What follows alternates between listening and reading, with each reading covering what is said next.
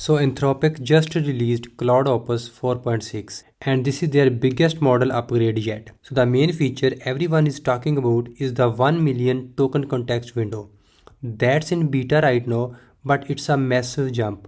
To put that in perspective, older model would forget stuff after a few thousand tokens.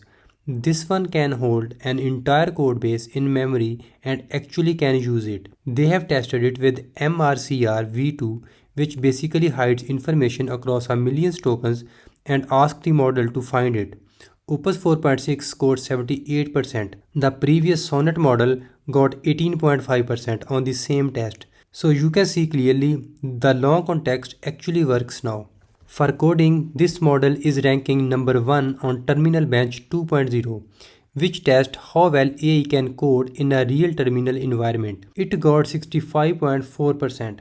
GPT 5.2 is right behind at 64.7%, but Opus still leads.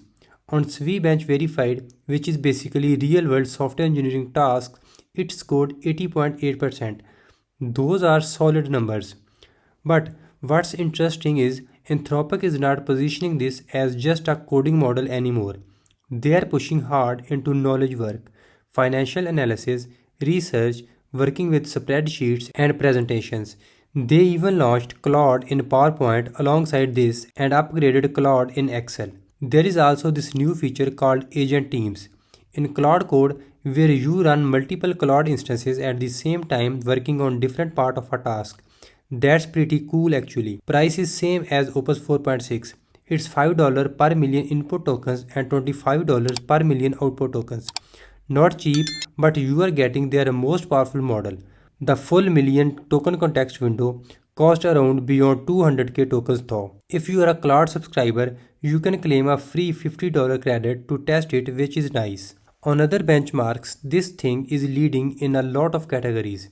It beats GPT 5.2 by 144 ELO points. On GDP VAL, which measures performance on real work tasks in finance and legal domains. On ARC AGA2, which tests novel problem solving, it went from 37.6% to 68.8%. That's a huge number. For finding hard to locate information online, it scored best on BrowseCamp, and on Big Law Bench for legal reasoning, it got 90.2%. They changed how the thinking mode works too. The old extended thinking is gone now. Now it has a adaptive thinking with 4 effort levels: low, medium, high and max. High is the default. The model decides on its own when it needs to think deeper. You can control this with an effort parameter if you think the model is overthinking simple stuff. Alright, so let me actually build something and show you what it can do. I'm gonna create a dashboard with some data visualizations. So I'm opening VS Code here and I'm using Claude Opus 4.6 through Copilot. I will give it a prompt to build a financial dashboard. I want interactive charts showing revenue, expenses and profit over time. Also some summary card at the top with key matrices. So after this, it's creating the HTML file with structure using chart.js for charts, which is a solid choice I guess, and it's adding CSS as well. I can see it's going for a modern dark and gradient effects. So it looks like the working is completed and the code is done. Let me open it in a browser. So here is the dashboard. First impression, it looks pretty clean. We got summary card at the top showing total revenue, total expenses and net profit. Each card has a number and a percentage change indicator. What's impressive is this was basically one shot. I gave it one prompt and it planned and built the whole thing just by using one prompt. With older models, you need to go back and forth fixing some issues, but this came out ready to use in production.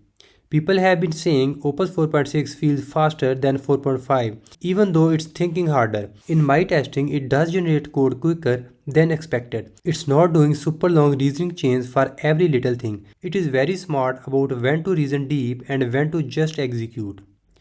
One thing user noticed is the model uses way more tokens than 4.5 because of adaptive thinking. Even though the per token price is the same, your bills might be higher because it burns through more tokens per task. Anthropic's own evaluation cost them over $1,000 to run through their full test suite. So if you are on a budget, watch out for that as well. For competition, the main rivals are GPT-5.2 from OpenAI and Gemini 3 Pro from Google. GPT-5.2 leads on some pure math tasks. It got perfect 100% on AIME 2025, which is a high school math competition, and it's slightly ahead on GPQA Diamond, which tests graduate level science knowledge. But Opus 4.6 beats it on most practical work tasks. Gemini 3 Pro has a 2 million token context window, which is bigger than Claude's 1 million, and it's cheaper, only $2 per million input token versus Claude's $5.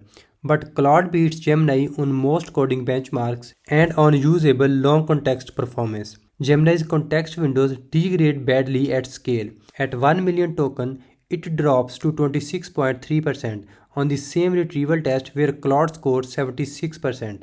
The agent team feature is pretty cool. You can split work across multiple Claude agents that can run parallel and coordinate with each other.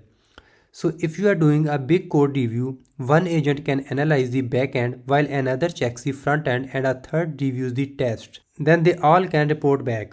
Makes the whole process way much smoother and faster. Anthropic used Opus 4.6 to build an actual C compiler from scratch, and I am not talking about a toy compiler.